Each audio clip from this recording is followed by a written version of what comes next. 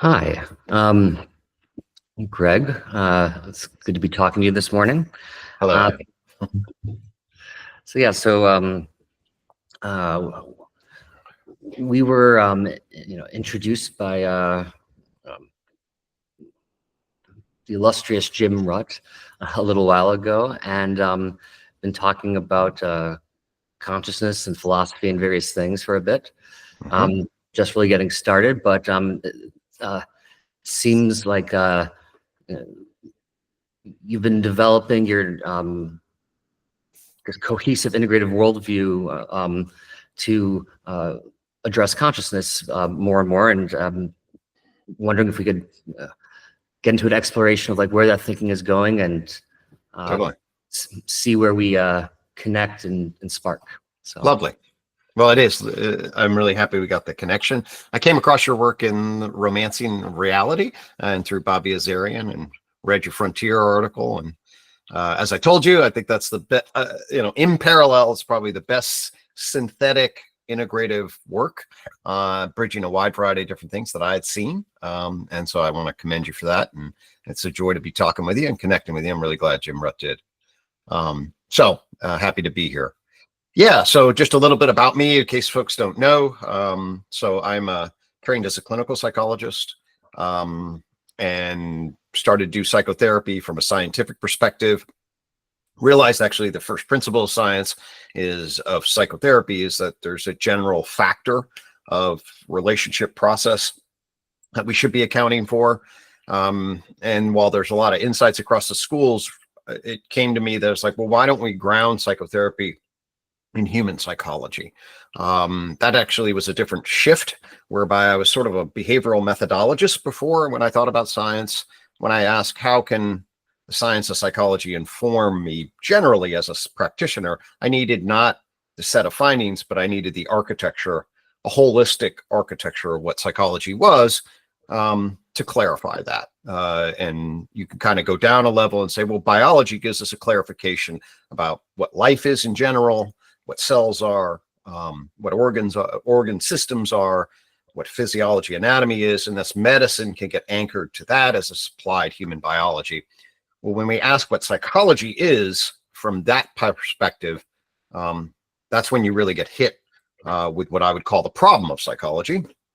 And the problem of psychology is a really, to me, an underappreciated fact of our current knowledge system.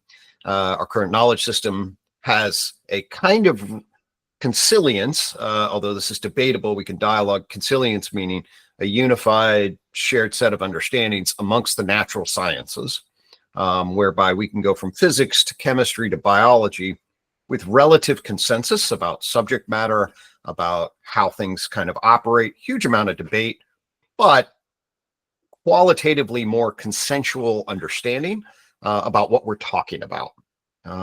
However, when we get to psychology, the consensus about the outline of what it is that we're talking about as a science, what kind of science psychology is, what it kind of should be, completely breaks. And thus you have a discipline that literally today will have textbooks that says psychology is the science of behavior, psychology is the science of mind, psychology is the science of mind and behavior. So it doesn't know what it means by its core terms.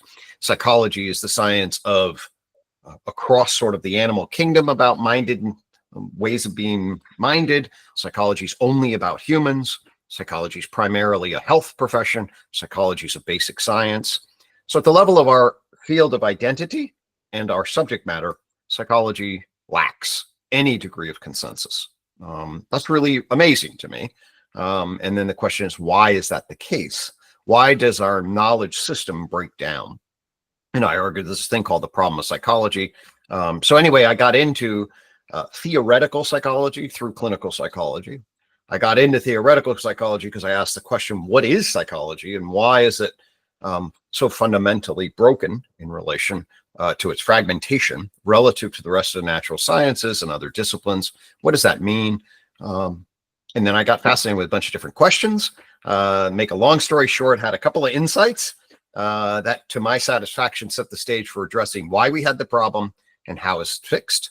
So that actually there is domain of reality that corresponds to psychology, that can be seen, that connects to the natural sciences and the social sciences. I constructed a system for that. It became the unified theory of psychology, which I then utilized to craft, if I could answer what psychology would look like, then this then becomes what psychotherapy should be organized around. And I, from 2011 to 2016, crafted what called the unified approach. And then ultimately, with a synthesis of psychology sitting as it did between really the nexus of the natural sciences, the social sciences, and the humanities, what I had accidentally created in retrospect ultimately became a unified theory of knowledge. And that's 2016 and on, ultimately named in 2020. A unified theory of knowledge is a way to consiliently see the great branches of learning: natural sciences, social sciences, and humanities. UTOK is the acronym for the unified theory of knowledge. And it's a set of ideas that conglomerates together I argue, then transforms our thinking and resolves what I call the enlightenment gap. The enlightenment gap is the argument that following the emergence of the scientific enlightenment, we essentially split the world into the objective matter studied by the physical sciences and the subjective mind and rest of the world, and never built a coherent philosophy that bridged them. Specifically, we couldn't have an ontological system that placed mind and consciousness in relationship to the physical natural world. That's the ontological question. And we couldn't place the objective knowledge of the natural sciences in relationship to subjective and social forms of knowing. That's the epistemological aspect of the enlightenment gap. And I'm giving you all this background because it turns out then that this structure has a lot of philosophical implications for how we think about consciousness, how consciousness has been approached, where the field of consciousness studies is, the nature of the hard problem of consciousness, how we would address that, etc. And so that's sort of the backdrop of where I come from. So I have a unified theory of knowledge that goes through the problem of psychology, bridges to psychotherapy, provides a framework, ultimately, I believe, for the academy. And now I returned in the last year, especially in the context of my work with John Vervaeke, to tackle the hard problem of consciousness and built a framework in relationship for that. Thank you for explaining that, and for also for undertaking that quest for all this time. It's something that speaks to me deeply, because I guess I got started in the sciences after a crisis of faith when I was young, and I was like seeking some sort of like cohesive worldview, and could it be found without my faith? Like how can I make sense of anything? And so like use the word consilience, and I think was that E.O. Wilson? E.O. Wilson in 1997 produced a book called Consilience to Unity. Actually, it comes out in 1998, right? Right before I had just developed the Tree of Knowledge. And so they have a very close, the Tree of Knowledge is essentially the naturalistic map of consilience that's going to set the stage for the work that I do. And so, yes, there's a missing structure of consilience. C.O. Wilson points to that, says maybe there would be a way to generate that would branch, connect the three great branches of learning, which identifies the natural, social sciences, and humanities. And I was like, yes, there is. There's a branching system called the Tree of Knowledge that we're missing that would bring consilience. Yeah, it was like, I guess a hope that, and I guess an expectation, given if there is a world, if there is like reality, there's a sense in which our different attempts to know about it should all be able to be situated and harmonized and go together. And it does seem, that the among the natural sciences, when we get to psychology, it seems to be in a way the odd one out, both like as it relates to the others and even to itself. Totally. And something else that was coming to mind is like, to what degree is that due to the subject matter in terms of just the challenge of addressing it, and to what degree is it or maybe some of our working assumptions going into it? I'm thinking, I guess it was the book Galileo's Error. Totally. Where it's sort of like before you began, you approach, subjectivity was is denigrated out of science before you could even begin. Totally. Yeah. Yeah. So let's talk about psychology's 4 great topics. And then you have to understand that the field, there's a reason the field's fragmented, and it tries to grip aspects of the world that actually, especially if you try to grip them through the lens of natural science, you're going to have problems. And that's why it struggled. So the 4 great areas of psychology that have, that the system and institution has tried to tackle with, one great area is mind. Okay. And when you look at sort of psychology in 1850 and beyond, that's 1850s is when psychology is a discipline. When I refer to psychology, I really mean modern psychology, and modern psychology gets its charge as the methods of science and the ontology of physical science is getting grounded. And then there's this question, essentially broadly, the question of mind. Like, what is mind in the animal kingdom? How does the brain generate the mind? Those kinds of issues. And then there's an attempt to ground psychology in a natural science view, asking this question about what his mind is. Now, what's shifted here is that psychology before then was really about the soul. Okay. And the soul from 1750 to 1850, psychologists were like, you cannot attach the soul to the natural sciences. And they didn't mean that in a supernatural way necessarily, but they meant it by positioning the soul as a unique particular subject in the world. And if we go back to the Galileo thing, if you take a mind-independent view, especially a subjective mind-independent view of the world, that is exactly what Galileo's physics is factoring out. Okay. So the secondary qualities, which are a particular kind of thing in the world, according to Galileo, the impressions, the sense impressions that mind is bringing. And not only that, but it's the sense impressions that mind is bringing from a unique particular subjective point of view. Precisely because what physics is trying to do is create a generalized objective point of view. So you have 2 dynamics here. You have one, which is what is the nature of those secondary qualities, sort of their ontology.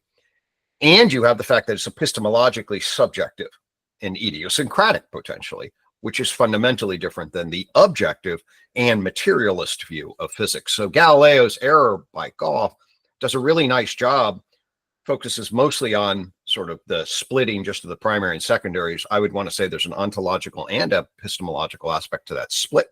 But there is a part of and which I argue is not effectively captured by natural science, which is the subjective, idiographic, particular coincidental experience of an individual in the world. And we can explain why I argue that that's called the psyche. And the psyche actually is not amenable to the same epistemology of the natural science. That doesn't mean they're fundamentally in contact. It actually means there's limit functions on the structure of natural science and its epistemological language gaming systems and the kind of knowledge it affords. I can talk more about that, but one thing I want, yeah, go ahead. How did you define psyche just now? As the unique, particular, idiographic, subjective experience of being in the world at that indexical moment. Okay. And I can explain why a lot of what is given meaning by a subjective, unique, particular view is essentially has to be characterized as error from a scientific point of view. That is, the scientific point of view is trying to develop a generalized set of explanations for phenomena across underlying real causal mechanisms, ultimately down then into a quantum realm. And our unique individual particulate experience has a lot of randomness to it, but that randomness becomes meaningful from the point of view of our unique particular idiographic perspective. And there is then an inherent tension we could talk about regarding the way in which science tries to explain the world versus the way in which we experience the world as what I would call coincidental subjects. A coincidence means we are bound by random coincidences, and that's going to create a meaning-making system that in some ways is accidental or idiographic to the particular. Okay. So there's a way in which our subjective knowledge systems are themselves contained, and the nature of natural science explanation itself, the structure of natural science explanation of physics, will actually be tremendously limited in its capacity to explain and account for that phenomenon. Okay, that's what the claim is, and we can see this in general, just everyday sense. If you take me and put me back into the psychotherapy room, okay, the psychotherapy room is going to provide me with a set of knowledge. I mentioned mind. That's one topic of psychology that we're concerned with. I then mentioned the idiographic subject, which I actually say that's the humanistic angle of psychology, which actually isn't reducible. The psyche is not reducible to natural science. Mind is a different question. And by reducible, we can explain what I mean. But essentially, can it be framed and explained? I'm going to argue that mind, and then I'll define that a particular way, can be framed and explained in a particular way. That's useful. The other grip on psychology is human psychology, which is basically human cognition, human developmental psychology, human personality, and social psychology. That's actually different than the concept of mind, because mind generalizes to animals, at least the vast majority of animals with brains, I would say. But humans are, of course, unique. So there's human behavior, human psychological behavior. There's the concept of mind. There is the psyche. The final thing is there is the application of all of that professionally to help people, and that's professional psychology. Okay, so psychology as an institution is actually trying to grip these four different kinds of things. It's trying to grip a psyche. It's trying to grip the professional application of well-being through through application of knowledge and a professional set of techniques called psychotherapy and other related things that increase well-being. It is trying to map human psychological behavior through things like personality, human cognition, human development, social psychology, and is trying to grip this concept of mind in the world. And so these are all of the reason that the field has no consensus is because different psychologists see each one of these things as being the epicenter of what the field should be concerned with. And there is no big picture framework, no big picture descriptive philosophy, big world philosophy that allows us to place these different pieces of the puzzle in a relation that does justice to the phenomena and the phenomena in relation. Okay, so we don't have a framework that explains what mind is, what human psychological behavior is, what psychotherapy should be as professionally applied, and how the knowledge of a psychological doctor is generalizable versus then the patient, which is then the particular unique subjective coincidental psyche in the room. And then how do we relate all of those knowledge systems? That's essentially the challenge. I argue that challenge is we're not even close to framing that challenge, but I built a system that actually does justice to that challenge. The unified theory of knowledge grows out of essentially placing all of that in a way that's consistent with physics and chemistry and biology and systems theory and complexity science and our phenomenological experience and philosophical considerations around ontology, epistemology, coherence, etc.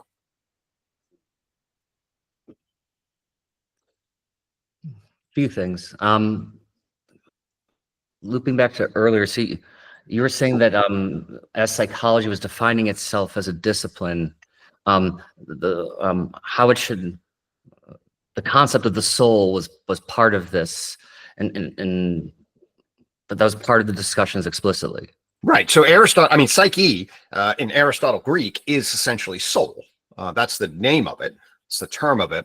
For Aristotle, it was the way in which the system adopted functional forms across the vegetative, animal, and rational human way of being, but basically gave it its form and final causation. That's what the psyche is. It's the underlying self-organizing structure of organization. Okay.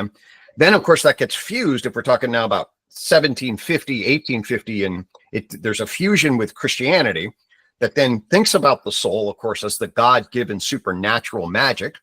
All right. That is the substance dualist view of standard Christianity in the days of Descartes and everybody, and Galileo, by the way. Galileo splits it, not making claims about it, but then you really defer to mind as faith in soul, given by God in the standard Christian worldview. Virtually everybody has that as a metaphysics of Galileo's time, including Galileo, basically.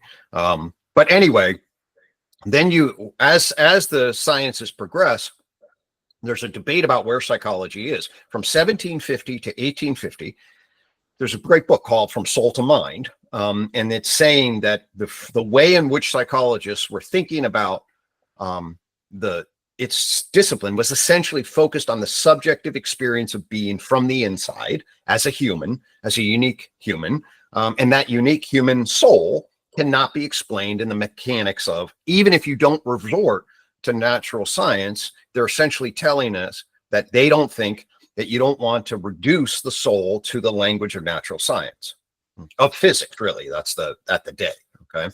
And I would support that. I'm saying that actually the nature of physical into chemical into biological epistemology is actually visibility there. Yeah. Yeah. And the nature of the way in which they justify particular claims, which is super important and super crucial.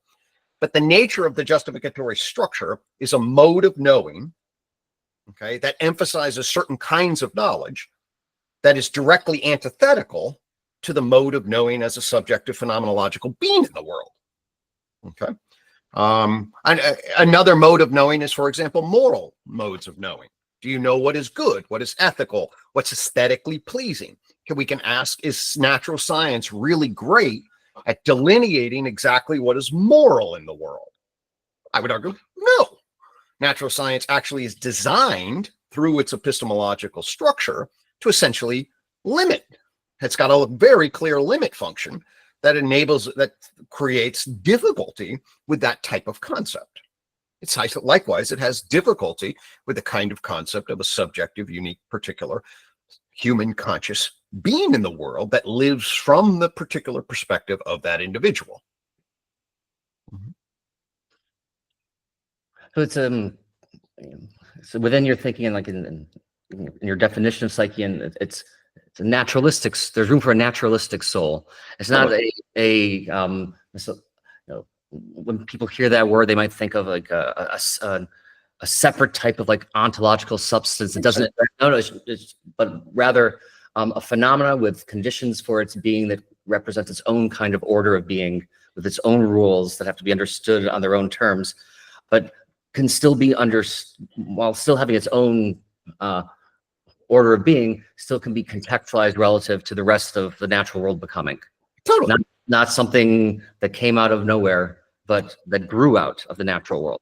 100%. Exactly. I mean, it's a particular kind of functional meaning making, information processing, whatever, loosely defined or then specifically defined. But yes, it's its own, and it emerges out of the natural world and then binds a particular epistemic system together from a self-organized point of view.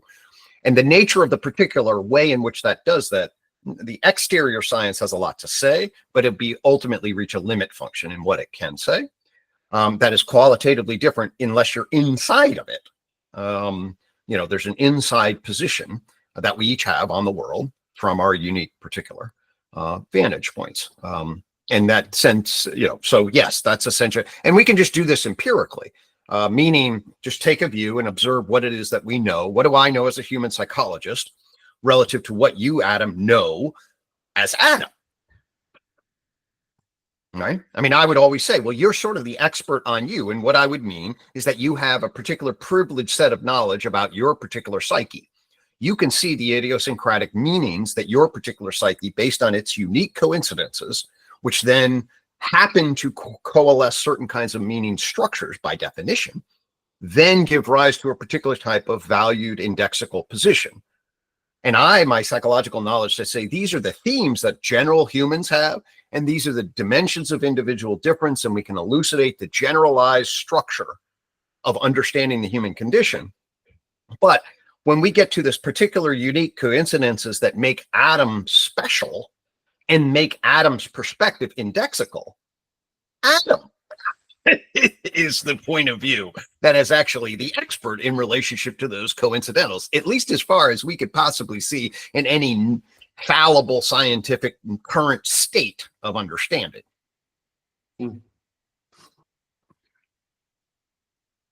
So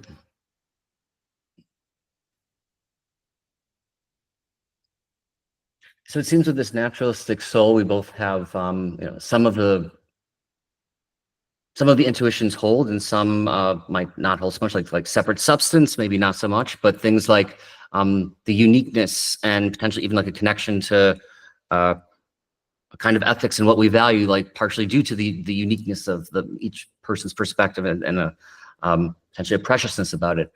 And it also seems like we're converging on ways people have thought about just consciousness and the C word coming in terms of like what it feels like and the private nature of experience and ways in which people are described as having privileged access to their consciousness.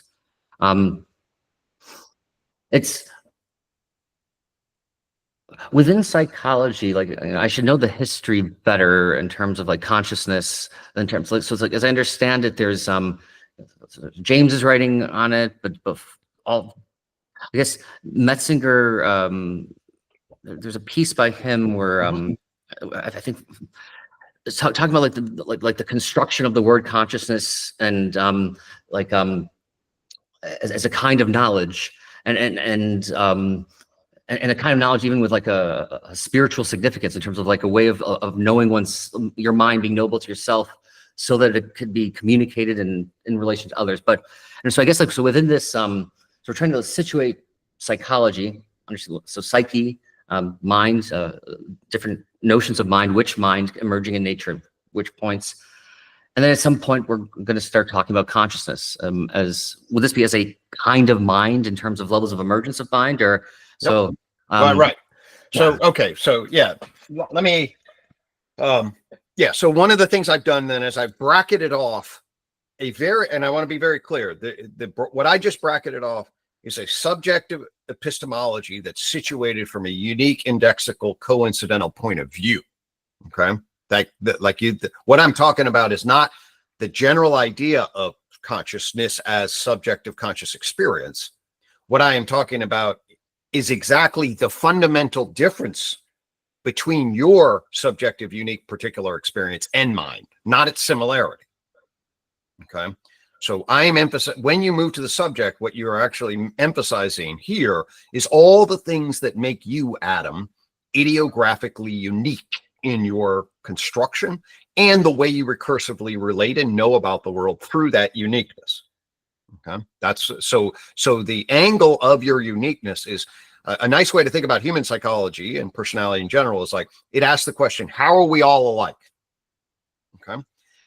What are the core dimensions upon which we then can study difference? This is actually personality. So psychology really gets into individual differences across core dimensions that we can study, like intelligence, extroversion, things like that.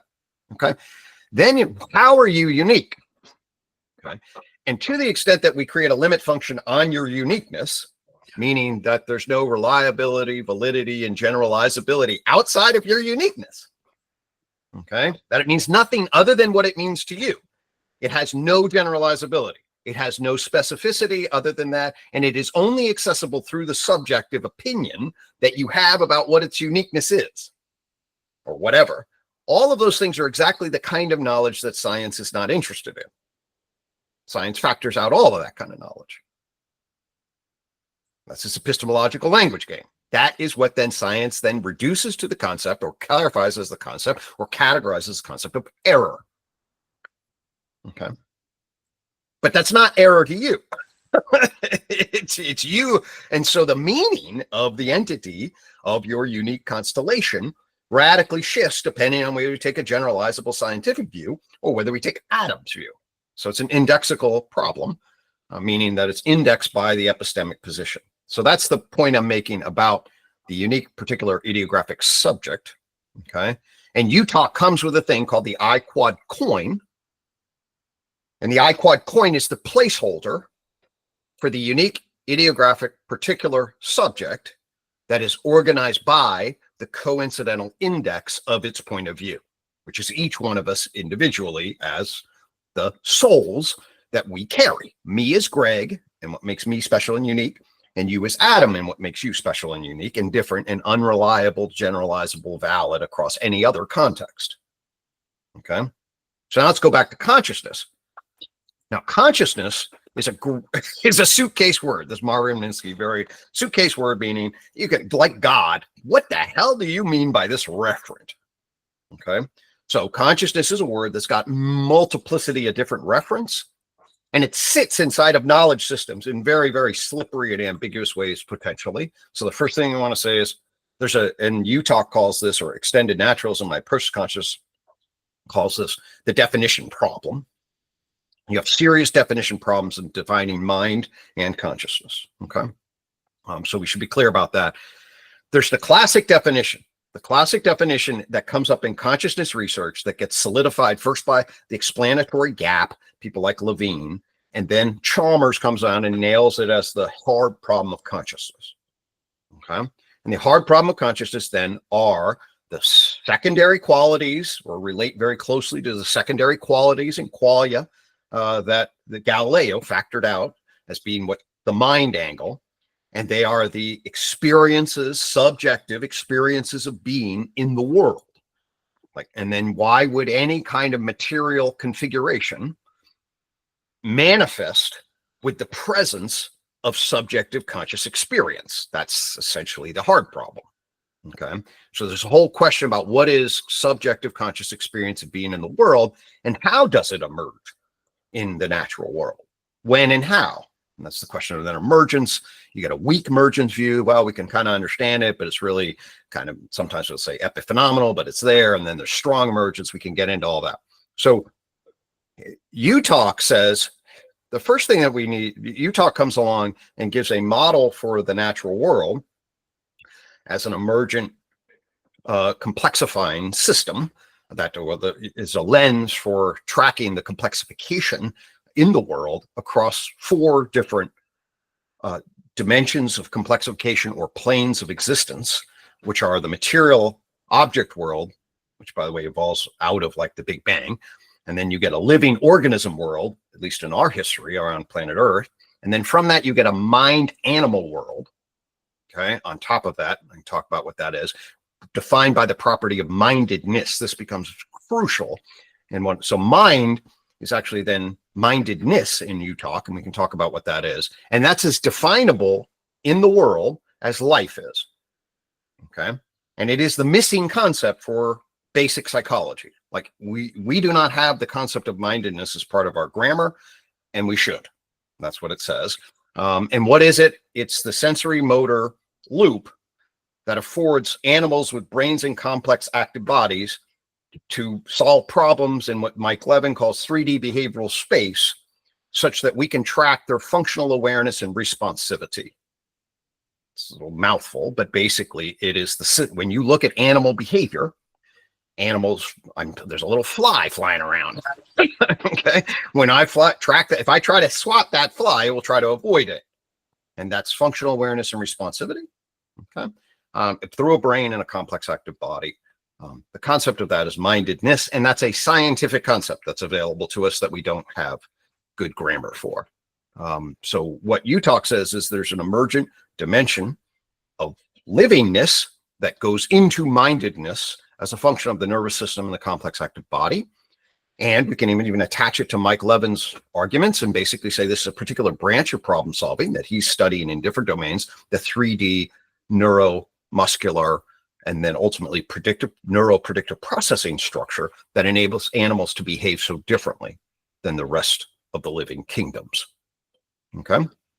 And this is how psychology should have been defined when it's attaching itself to natural science. Why? Because this is a generalizable functional feature that we can describe from a scientific explanatory perspective. We can track animal behavior in the world. Okay. Behavioral scientists do that. Ethologists do that. Okay. The ethologists study animal behavior in the natural kingdom. Behavioral psychologists study it in the lab. Both of them study animal behavior. They call it behavior. Unfortunately, they should call it minded behavior. Okay. And it's minded in the sense of the kind of functional awareness and response patterns that it gives, which are mediated by a nervous system in general, specifically a brain and a complex active body, as it solves problems in 3D behavioral space through a perception action sensory motor loop. So within the world, there are a wide range of complex adaptive systems that can exhibit all kinds of interesting behavior. But in terms of the behavior taking the form of, it's basically a cybernetic control system, something that is basically allowing an agent to navigate the world to through an action perception cycle to regulate itself to achieve its goals. Totally. And so you can think of this a generalization of this, not necessarily just in 3D space, but as in any kind of space. So like an individual cell, while it also moves around, as its metabolism evolves, for instance, that has its own information geometry, its own kind of space that it's navigating through. Completely. And so this could give you a kind of potentially a kind of mindedness that goes through all life. However, the way that mindedness is showing up is not, it can take, it's not necessarily this, while their elements are the same throughout, not every element is the same throughout. And while, as the universe evolves and becomes and complexifies with levels of emergence, different kinds of mindedness can come in. Beautiful. And let me then just flag that real fast and say, actually, different forms of epistemic process or cognition. So I would actually want to reserve the term mindedness. This is one of the things that I want to do, or even consciousness. So I would argue that the general definition of creature consciousness is when we see functional awareness and responsivity in the world. So functional awareness and responsivity regulated by a higher order cognitive structure, meaning it's metabolizing information in some sort of cybernetic way that affords some sort of autocorrective generative structure that then behaves functionally in the environment, solving certain kinds of problems like survival and reproduction at the cellular and morphological, physiological, transcriptive spaces. That's the biological world. So you have a transcriptive genetic space that's going across generations. You have a physiological space, which is regulating the structure metabolically in relation. It's got a morphological structure, which is a growth pattern. So these are all the biophysiological elements, and these things have to generate a cybernetic control system to maintain their self-organization.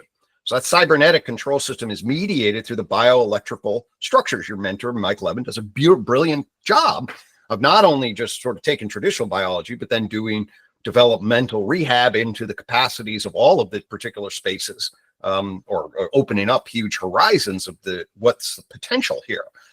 He's now doing in platonic space structures that are wondering about where does this organization come from that affords the cybernetic control of biophysiology, morphology, transcription, right? Okay. So what I would argue is that that's all, the proper term for that is a particular kind of cognitive agency, biocognitive agency.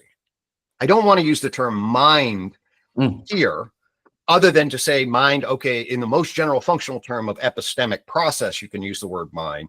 I actually then want to say, no, just use cognition for that, and even consciousness at the broad creature, in the sense that, oh, it's awake, it's aware of whatever problem space and solving problems functionally. It's demonstrating functional awareness and response, and it's called creature consciousness. So in the broad sense, plants and cells have creature consciousness. They demonstrate functional awareness and responsivity. And brilliant people like Michael Levin come and show that in a way that's like, oh my God, there's a huge amount of intelligence in the biological world. Okay, meaning it's sort of engaged in a particular kind of problem solving, a particular kind of problem space through some sort of functional metabolic informational structure that enables it to behave in all these miraculous ways that seem counter to the second law of thermodynamics. Okay, but to me, what I want to say is then that's livingness mediated by biocognitive architecture, whereby we're tracking the evolution of that cybernetic, semiotic cybernetic through biology. And we can use the problem space of biology to frame those kinds of issues. What I want to then say is there's a level above, life comes out of chemistry and then manages these, so organic chemistry evolves into biochemistry, molecular biology, and we get cytology, cellular structures that are doing all of this. And they have creature consciousness, which means they demonstrate functional awareness and responsivity. They're biocognitive agents, which means that they're metabolizing functional information in particular ways. And they show this sort of cybernetic control regulatory intelligence within the problem spaces of morphology, physiology, transcription, etc. Okay. So there's an agentic intelligence there, but you want to reserve the word mindedness. Exactly. Okay. So then, because then just like we want to reserve the word livingness, for cells, and then there's fuzziness in between when we get to viruses. I want to argue that we can then track the ways in which biocognitive structures emerge into things like animals in general, sponges, which then have embodied not neurosystems, but embodied reflexes within them that look like they're going to set the stage for neural nets, which we see in jellyfish. And then you get planaria, for example, whereby you get particular kinds of bilateral plans and a head and a movement as a whole. And then if we track the evolution of the animal kingdom, we get the Cambrian explosion at about 35 million years ago. And in a very short period of time, relative to geological time, you see a massive transformation. And I'm arguing that essentially it's a continuity thing. That there's a continuity here. It's not like mindedness pops out of the world in 100%, one qualitative jump, but it's following a trail of complexification. And then with the Cambrian explosion, there's a complexity building feedback loop that essentially builds brains and complex active bodies in the metazoan animal kingdom. And these metazoan structures have brains and complex active bodies. You see them, they go off in insects, branches of mollusks, and ultimately then the vertebrates. And Peter Godfrey Smith nails this point in his work. And essentially now what you have, and then we just use, now what you have is a totally different kind of 3D behavioral space in problem solving structure. It's a neuromuscular structure that has a cybernetic centralized control system in the brain that's detecting and moving. And the argument, I think, is pretty convincing that probably what happened is you get, with the Cambrian explosion, is you basically get in the 3D problem space, you get the emergence of prey-predator relation. So before a long time, planaria are just eating. The early worms are just eating. They don't need to move around. All they need to do is just avoid each other at the level of bumping into each other. But then when one can eat another, okay, if one begins to eat other animals, then all of a sudden, that's a whole new 3D behavioral problem space that then going to lead to an arms race and essentially get the explosion from worms to crabs. Crabs are then, essentially these structures that either have defensive or aggressive armor or machinery to consume or defend against others. And then that really is now you have a whole neuromuscular structure that's navigating 3D behavioral space with a very clear understanding of what one kind of problem that would really be an evolutionary generative problem, which would be prey-predator relations in that space. And that gives rise to a structure that can then move around. And the UTOK uses the concept of behavioral investment theory as a meta-theoretical lens to see the kind of structures that would emerge in the minded domain. Now we would call this the domain of mindedness, that has all of these complexified pieces in it that then creates a new kind of causal emergent loop through a functional information processing system within it, the nervous system, and then animal-animal communication, which creates communication networks. And UTOK argues that when you get a novel, completed functional information processing system like the nervous system, and you get units that are regulating through these novel functional information processing systems and create communication networks, that's what creates another plane of existence. So the mind-animal plane of existence emerges as a higher order structure on the life organism plane of existence. And mindedness is the term I want to use to describe that structural functional history conglomerate. And therefore, mindedness doesn't apply to planaria or trees. It simply applies to animals with brains and complex active bodies navigating 3D behavioral space through the perception action loop. So this is interesting. So I think I'm with you, but like I think I might have thought of putting mindedness potentially earlier with like, with any nervous system that's helping to act as a cybernetic controller, but this 3D problem space. So at the Cambrian, so we get like it's like the Hawks genes, where we just basically figured out how to do good body plans, or not. I mean, they're all good. Everything in nature is exquisite, but like we figured out how to create like modular, complexified bodies. And so now you can start to get things more sophisticated than worms in terms of you're not just like following a taxis and some gradient, but you actually can do many specific things. And among the specific things you can do is you might have some modified body segments that have well-articulated jaws, and that could be used for biting other creatures. Or 100%. you might have other body segments that are, designed for, locomotion in particular ways that's more precise, and either, for, swimming down your prey or swimming away to not become prey. And so now you're getting a kind of arms race of complexification among the controllers. Now that they have body plans that can be controlled in more sophisticated ways, now there's a feedback cycle going in this arms race, this like Red Queen's race between predator and prey, resulting in a complexification of bodies and their controllers as they're interacting in different ways and vying. And so around the Cambrian, this is when basically body plans became sophisticated enough that you can get this feedback going. And so so a worm, so I was thinking, like, I might be like, wait, is a worm minded, like, as it's following that taxis? But you want to reserve it for more manipulation, like maybe like an explicit goal representation. Yeah. Well, listen, I want to say there's a complexity building feedback process that by the time you have a crab, you have what I would call the full layer of mindedness. Okay. Mind 1.0 is if it's got a brain, a complex active segment body, and runs around. Okay. That's full mindedness. And there are a lot of things that meet that criteria. Okay. Full mind nature and evolution is a continuous process, obviously. Right. So if there's a continuous process of adding complexification, then by the time you get to full mindedness, that means you had partial mindedness at various levels. So I just want to say, hey, trees, no mindedness at all, lots of biocognition, but no mindedness. Jellyfish, sponges set the stage, but still don't have a nervous system. Jellyfish then have neural networks and sensory motor systems and behave sort of as a whole, but no brain, no complex active body plan that allows them to navigate. Then you get into worms, and worms are half-minded, basically. I mean, they're showing they do get the centralized movement, they get the bilateral plan, they start to get civilization, and now exactly. So they have like a business end, but still, it's exactly. So now you're partially minded. In the same way, a virus is a virus alive, right? I mean, and what were the, to use Terence Deacon's term, what were the autogens, the normative organic chemistry autogens before we had cells? Those are he uses these as the most simple kinds of things that would process information toward what would foster its survival and replication versus what wouldn't.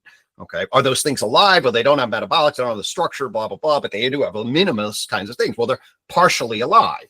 Viruses are partially alive. They have a particular stable structure, and then under certain circumstances, so they're half living or 0.5 life. And that's exactly what we'd expect. We're not talking about things that are magical. We're talking about things that are, but there's a qualitative tipping point.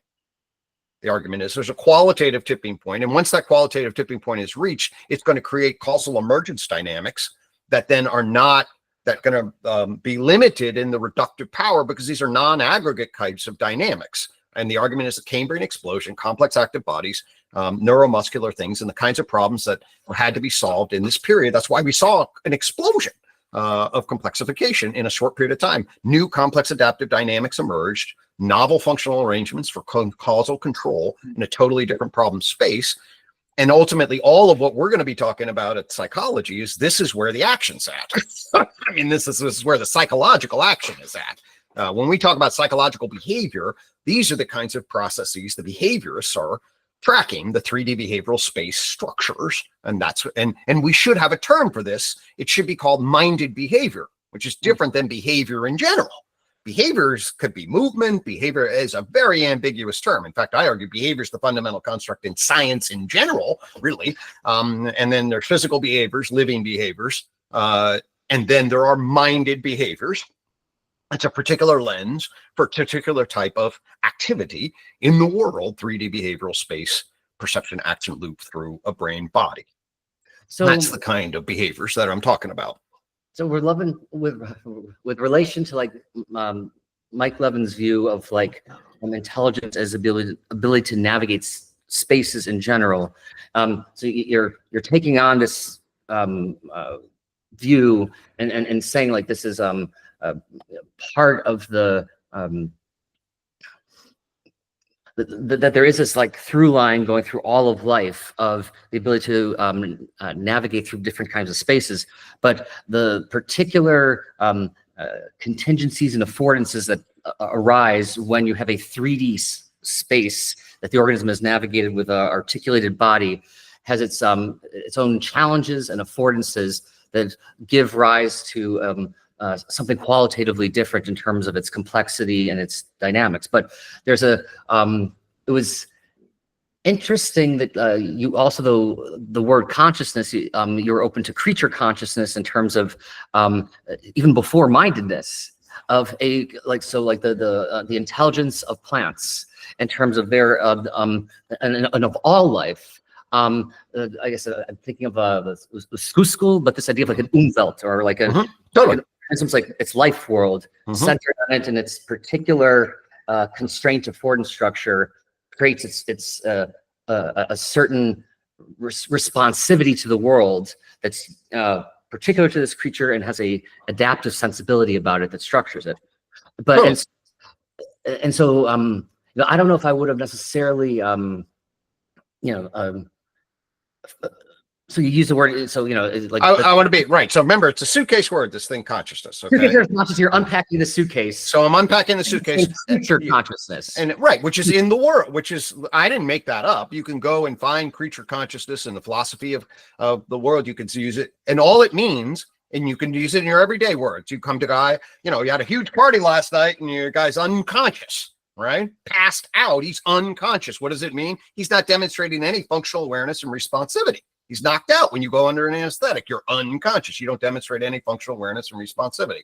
That's the general behavioral action whereby you're responding to the world and in a functional sort of way is what is the most generalized definition of consciousness.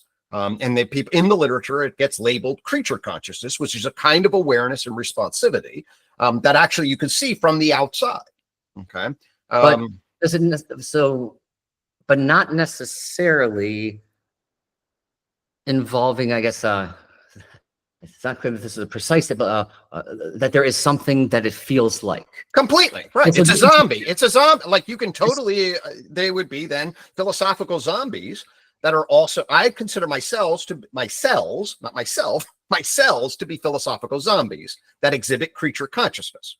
And what I mean is there's nothing like to be one of my skin cells in any meaningful way. And yet my skin cell has a kind of intelligence and identity that allows it to relate to the world in a Markov blanket that enables to bring information in, actually even connect with other cells around it in morphological, physiological space. It's even got a transcriptive intelligence in relationship to, you know, and then as it divides, et cetera, I get a cut. It does all sorts of cool, intelligent things that are biocognitive in nature within the constrained problem spaces that somebody like Mike Levin defines nicely. It's not doing 3D behavioral space, which is a higher order organization, okay? But you can call it conscious in this broad definition, what I call consciousness 1.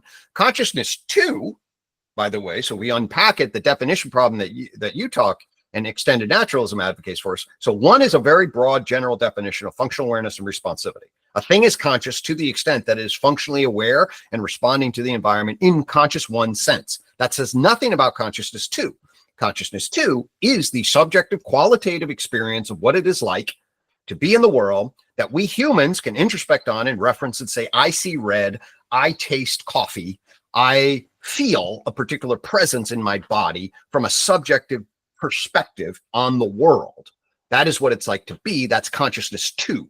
So, but for consciousness 2, I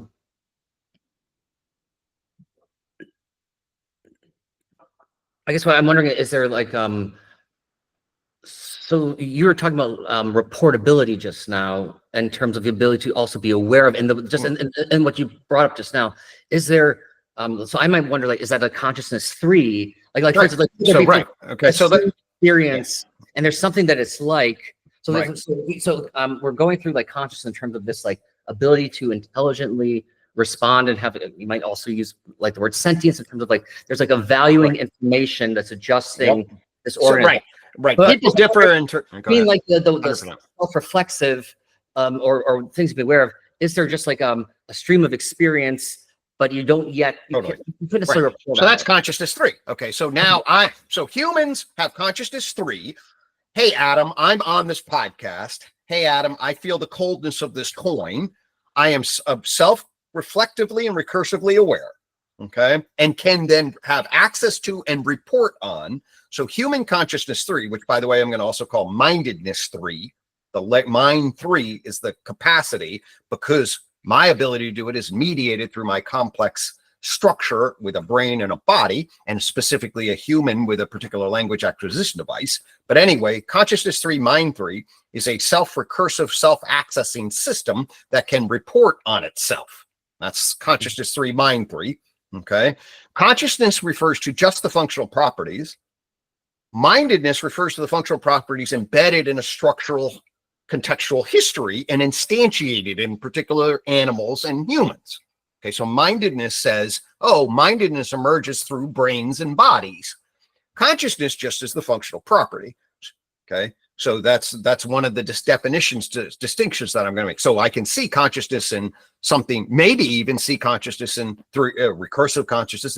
I don't think so, but you could define, a little bit of, at least behaviorally, you see it in LLMs, but they don't have any mindedness at all. Okay, but so anyway, let's go through them. So there's consciousness 1 is the functional awareness and responsivity in general. Okay, mind 1 is the way in which mindedness demonstrates functional awareness and responsivity. Okay, so the layer of mind 1 is the way a mosquito might fly around and you try to hit it and it moves away with a fly.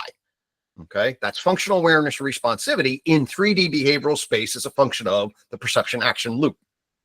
It's conscious 1 because it's functional awareness and responsivity. It's instantiated in 3D behavioral problem space through the brain-body relation. So that makes it mindedness.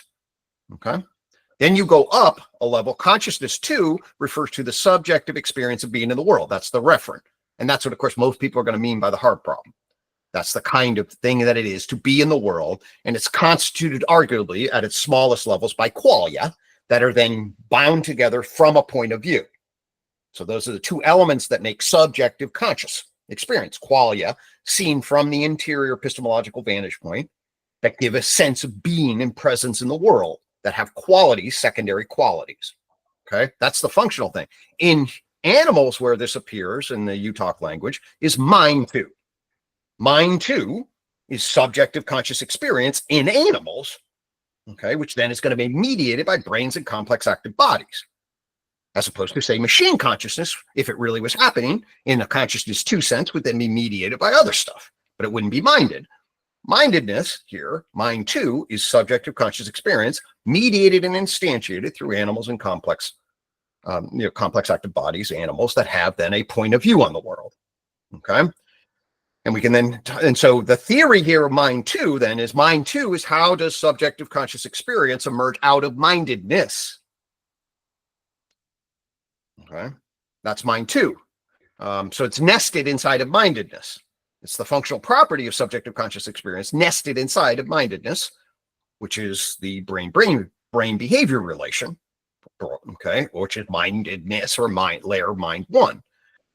And then mind 3 in humans is this capacity to self-report. And with us, then it's mediated through the mindedness, but it also has the additional layer of propositional language, self-conscious practice on the culture person plane, where other people ask you questions and you build a reflective narrative about why you do what you do, because you have access to a language acquisition device that enables you to process propositional language that lives in an intersubjective field that then acquires the capacity to self-recursively narrate in a mind 3 action, which is your ego and your persona, and enables you to interrelate to other people in the intersubjective culture person world. Okay, so that's mind 3.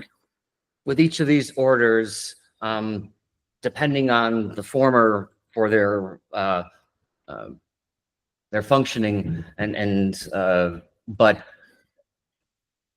so having both like a commonality, and we would use the word mind at level 1, 2, and 3 at each point, but as it shows up differently as it complexifies, as a major transition happens in evolution, and now you have a new kind of mindedness, and I like this in terms of like, at first I was like resisting with creature consciousness in terms of like, I guess the way I was using language was I was wanting to call that sentience. That's fine. That's totally fine. The only reason I hesitate, I will tell you, the only reason I hesitate is Nicholas Humphrey wrote a book, Sentience, The Invention of Unconsciousness, and he actually argues the history of that world actually is sentience should be defined by the inner sensoria. So it actually, he argues that sentience is actually proper history of the word sensor is essentially what I would call mind too. That's what it should be. Other people say it's like Terence Deacon uses vegetative sentience. He means no mind to at all, or no features of consciousness to. He just means the intelligence that a feeling, and by feeling, he's zombie feeling, meaning it detects functional awareness and shows intelligence. So people utilize the word sentience, like all these terms, utilize these words differently. If you want to be clear, so to me, then I'm going to use Chalmers' idea of zombie to knock out the meaning of consciousness too. Zombie, the concept of zombie is anti-consciousness to features. That's what it is. A zombie behaves functionally in awareness with exactly all the same properties from the exterior, demonstrates the exterior angle and the difference between an exterior and an interior felt sense of being. So creature consciousness is simply is not distinguishable from zombies.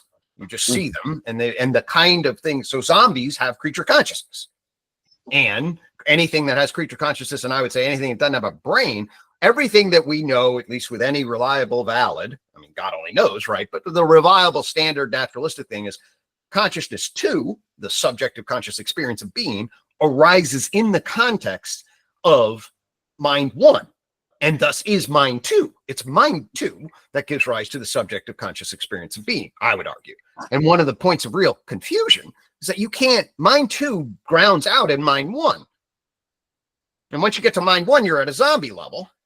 And so when we get into the whole panpsychism, there's enormous, but you can still call it conscious if you use the exterior level. So there's all of these different fundamental, this is why I call it the definition problem. There are all these different, and what do you mean by sentience? And people get all confused. But it's actually not that complicated when you have the right vocabulary that are stacked on both consciousness 1, 2, 3, mindedness 1, 2, 3, and their interrelation.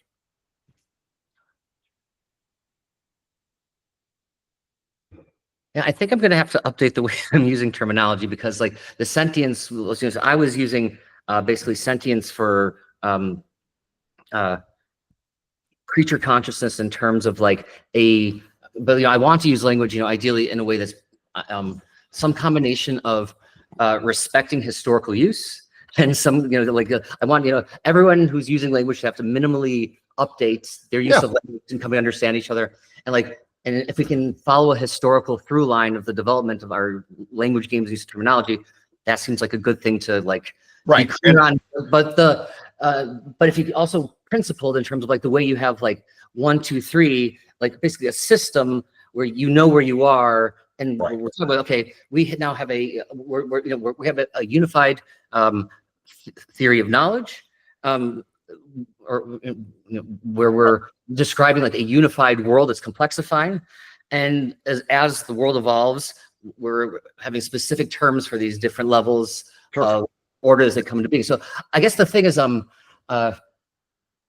there's still a little bit of like discomfort with a consciousness for something that's a zombie, but at the same time, what I like about it is it acknowledges the functional through line in terms of there is similar principles showing up for this vegetative intelligence, or basic or not basic, but this complex responding in a way that lets the organism maintain itself and preserve itself.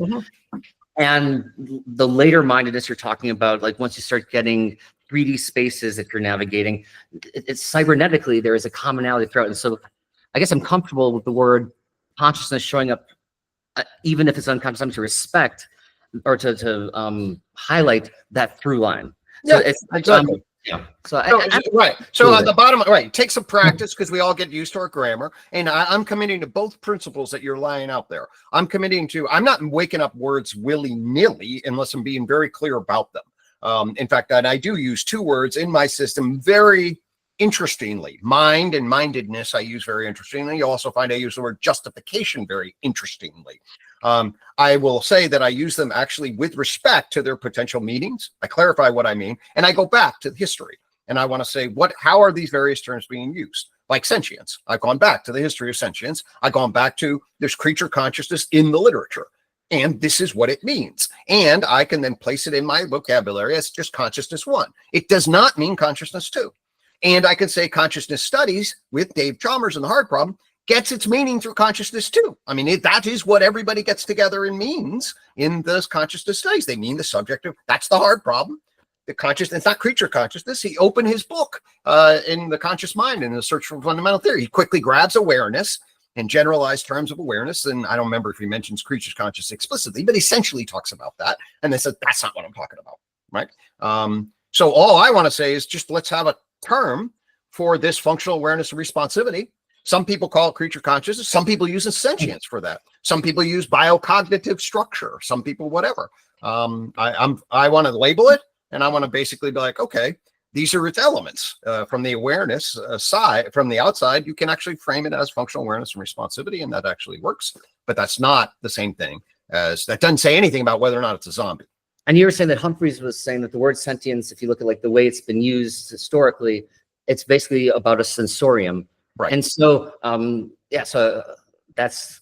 So he would differ, like Yosha Bach, I heard him use it in the intelligence term, so did Terence Deacon. He's battling with them and saying, actually, the etymological history of the word is such that it's the inner sensorium, thus it's a mind too. Sentience should be mind too. So I don't, whatever. I think you just want to be clear about what the history is, recognize that when it's a suitcase word, you can use all of these different terms in historically valid ways. Our obligation is to be sensitive to those, and then to be clear about this. And from a unified vantage point, what you want to do is the argument, when I say I've got a unified theory of knowledge, it means I can zoom out and find all the edges.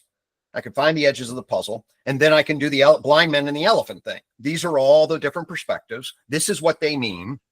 This has a particular line of validity, but there's an eidetic through line, that's a John Vervaeke term, between the aspectualized pieces that allows me to see the whole so that I don't have many pieces missing.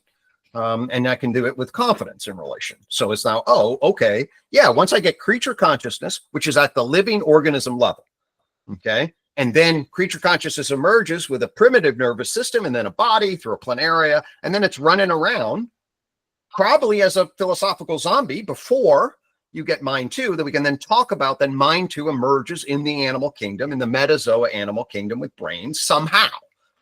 That's the what David Chalmers then, well, then I get into, well, actually, what's the proper name for this term and blah, blah, blah. But that's for UTOK then says the question within the animal kingdom is the question of the emergence of mind two.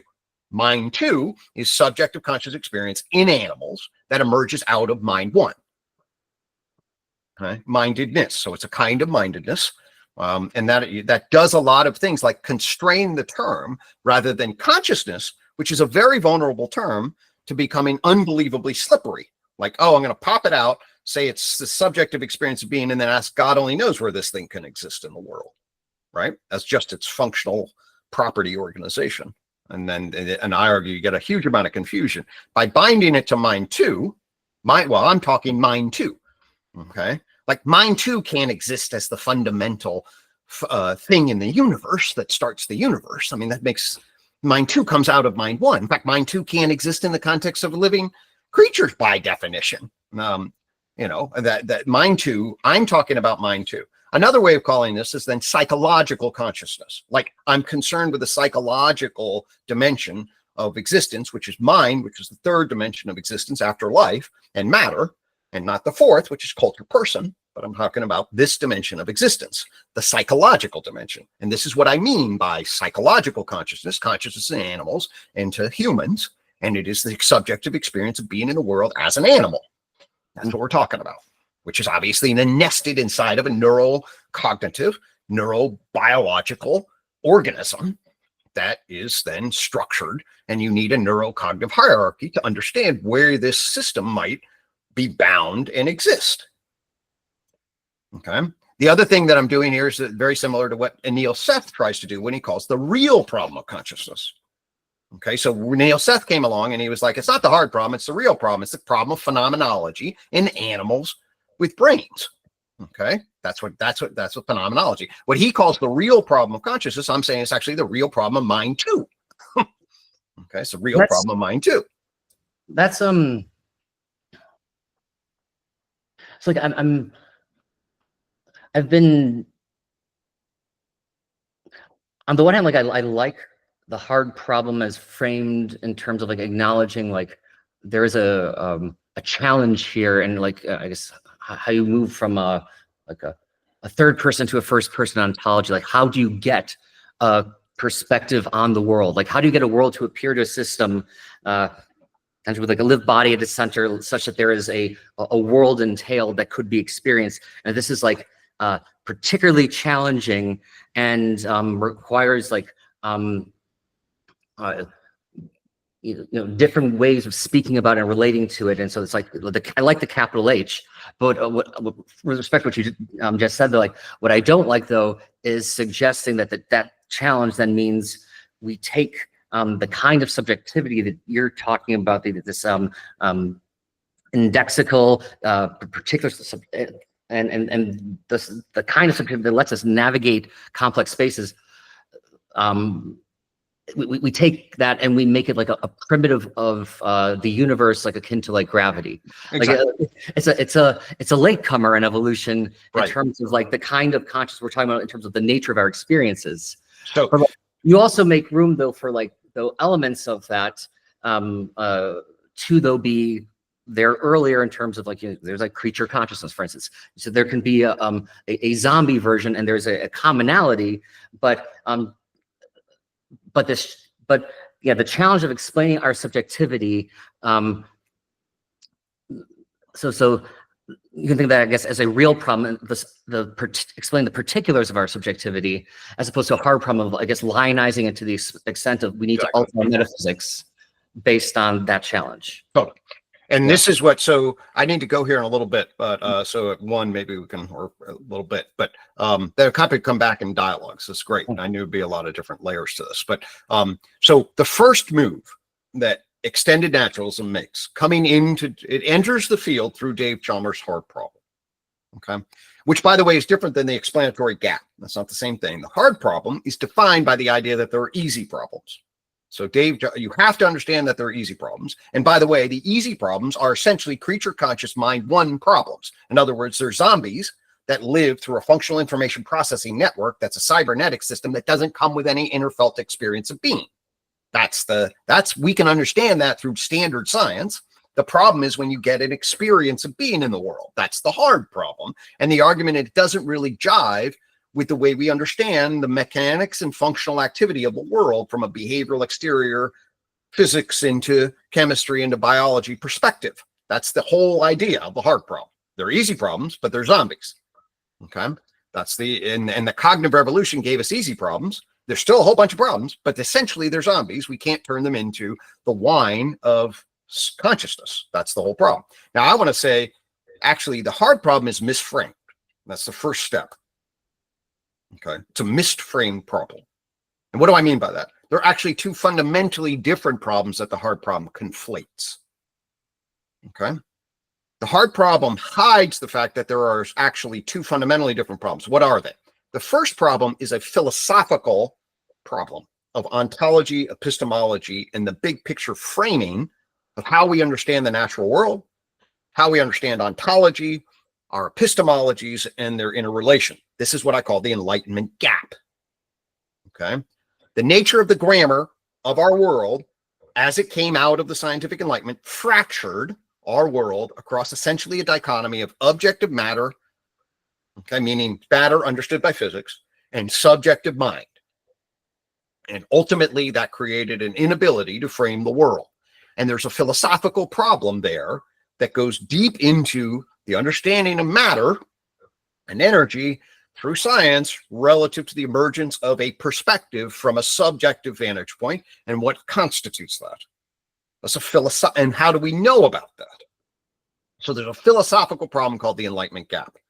And that's essentially the relationship between consciousness, broadly defined, physics, ultimately grounding out into a subjective point of view in a functional property way relative to the material universe. Like, how the hell do we understand essentially the descriptive metaphysics or philosophical concepts and categories that could go together, and how we know about it, etc. Okay. Then there's the question of how do brains, as neurocognitive systems, generate subjective experience of being in particular creatures like dogs and humans. Okay, I call that the neurocognitive engineering problem. Okay, the neurocognitive engineering problem is how mind one processes, mindedness processes, the neurocognitive architecture gives rise to phenomenology defined as the first person experience of being. And I can look at the debate between Chalmers and Seth and be like, what Seth is talking about, the real is the scientific problem of how mind two gets out of mind one and its properties. Okay. That's a different, why is that different? Because the nature of the constraint of mindedness, its place in the world, results in a whole different set of kinds of frames than the idea of what consciousness is philosophically, how it relates to what Dave Chalmers called the second problem of matter, and how do we scientifically know things, and what is our model of the universe, the nature of nature problem, and its ontology and epistemology. So that's a totally different, and I argue that Dave Chalmers framed it precisely because he didn't understand that actually beneath the hard problem of consciousness is the problem of psychology. Okay. The problem of psychology actually is the problem of what mind is relative to behavior. What is this thing called mind one that I've been talking about? Actually, that is a serious problem. Remember where I started this whole thing? What is psychology? We do not actually know how in 1850 we started to try to define mind in a scientific sense, and therefore you're going to define it through a behavioral lens, but we have no idea how to actually define the right relationship between mind and behavior. And psychology's been forgive my language, a clusterfuck of these two concepts. But these two concepts actually only indirectly relate to the subjective experience of being. They actually get into the problem of mindedness relative to livingness. That's where the real cut is first. And you have to get the mind behavior problem correct. And Dave Chalmers argues that the easy problems are consistent with a coherent view of science because he accepts the idea that the cognitive revolution crushed behaviorism. That's as simple as that. He's not a psychologist. He presumes and adopts the traditional cognitive science model, which is that there are mental processes that are defined by a cybernetic information processing system that functionally regulate behavioral output. That's the traditional cognitive model. Okay. And he argues that that model is then placed in the context of science, becomes a coherent model for understanding the world that's consistent with the functional emergent, weak emergent kind of view of science. And it can explain a huge amount of behavior, but it doesn't explain subjective conscious experience. I'm saying he's wrong about that, actually. And the reason he's wrong about it is because the nature of cognitive models is that it puts mentation only inside the skull. Okay? But that's wrong. Actually, mentation is properly conceived as a complex active system. It's an interface system, a transjective system used. And we can see this with the way behaviorists understand the way context shapes behavior from the outside. Okay. The kinds of behavior patterns that get defined as 3D behavioral space, which are actually dependent upon. Okay. And the critique of Fourier cognitive science on tradition, which basically is there's a perception action loop that's at the ground of this thing, not a isolated neurocognitive hierarchical structure totally contained within the skull. We have to actually put this thing in motion. And the fundamental functional patterns of perception action loop. That's what this thing is. UTOK comes along and says, yeah, it's minded. And the behaviorists focus on the difference between the animal and the environment. And the traditional cognitive psychologists focus on the hierarchical information instantiated, created, and processed in the nervous system. And Fourier cognitive science people say it's a perception action loop. They're all right. Mindedness says this is how you bind them all together and put them in nature as above life, as a mind animal dimension of complexification. The whole complex active systems mindedness, which is what Fourier cognitive science are telling us. And then there's behavior from the outside, but a particular kind of behavior, minded behavior. And then there's neurocognitive information processing on the inside. And that gives us the completed loop of mind one, or the first layer of mindedness. It is out of that layer that mind two emerges as a subjective perspective that binds conscious consciousness from the subjective perspective in a field that is doing what? Modeling mindedness. It's a virtual reality system that models mindedness. That's the example of what we have in mind two in the world. That's the basic structure of what it's doing. So the argument now is we can define what is consciousness? Well, by subjective conscious experience, what do we mean reliably and validly? We mean it in animals and persons, obviously, bound inside a brain behavior relation that emerges as a subjective perspective on the world that gives it a felt sense of being and access to conscious contents as qualia, if you want to define it as that. But before qualia, you're still having these functional cycles of action perception loops, Totally. and to understand those, enactively, it's the information or the ability to have an action perception cycle. The causal cascades are not contained just within the organism, within the brain, but it's through this interaction with the environment that the causal cascades are unfolding as the action perception cycle closes. But now we can represent this or have a virtualization of this process on top of this. Now we're getting mind two, and we're getting consciousness in terms of coherent subjectivity, or the world appearing from a point of view, or a unified field. Exactly. When you get this virtualization of the process of intelligently coupling with the environment through an action perception cycle. Exactly. And we can pick up on this, but basically I then say, okay, once we have this model, then we can actually divide it into two steps. There's an early step and a late step, okay, in the animal kingdom. The first step actually is the initial binding into a sensory register, I believe, whereby the exterior perception system is getting organized into an integrated information system, which is then presented as a whole in terms of what it represents, what the is situation of the environment is to the motivated animal, okay, which is then the interoceptive structure of motivation about what it wants relative to its current state. And then there's a proprioceptive energized motivational structure of emotion structure, okay. And then this is the sensitive soul makes this argument in an excellent way. But basically, you're binding the exterior to the interior perceptive and proprioceptive structure. And that creates a sensory register broadcast. That's step one. And that lasts maybe 1 to 3 seconds. Okay. And this would be the first basic, when we ask the binding problem, this is the field upon which the binding problem in the neurocognitive architecture comes. It's a sensory register binder, which is creating a mapping system that binds the exterior state of affairs to an interior state of affairs, the emotion state of affairs, which creates an operant experiential loop. Okay, meaning that it can then guide the system immediately based on a sensory motor feedback, based on and gives rise to things like pleasure and pain as embodied whole broadcast structures. Okay, that map to particular states, and that's the argument of. So then that's step one. Then you add a bunch of then. Jump up to cortical animals, and we'll talk about octopus and other things. Now you get up to a cortex. What is a cortex doing? That you trail the evolution of vertebrate animals and you trail the evolution of the cortex. The cortex then is extending the sensory register across time, essentially. Okay, and it's modeling the extending register, so it creates then a working memory process structure. All right. In a field, which I liken to like a stadium. Okay, a stadium gives you this sort of participatory vibe of a field that says, hey, here's the identity that you have holistically, and this is what we're rooting for. And then it homes in on particular focus elements that give you this subjective point of view and conscious contents that bind them. And mind two in higher animals then is an extension of the sensory register. And you look at like models of working memory, they bind to this. And essentially you then have extension over time. You then frame that as a particular field that has a subjective point of view and conscious contents that bind to it.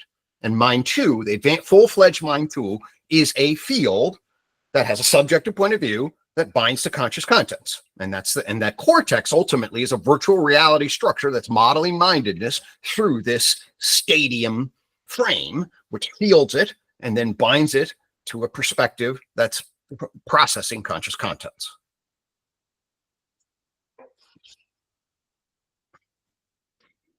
And then it's like an integrated model for worlds that then would afford the capacity to integrate lots of different perspectives if we saw it that way.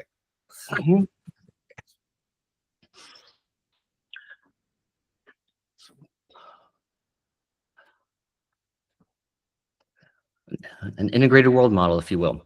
If you will.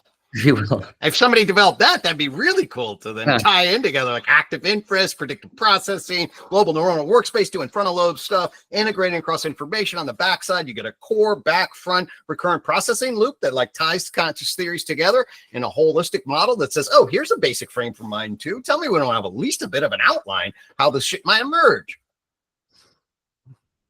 Working on it. Amen, brother.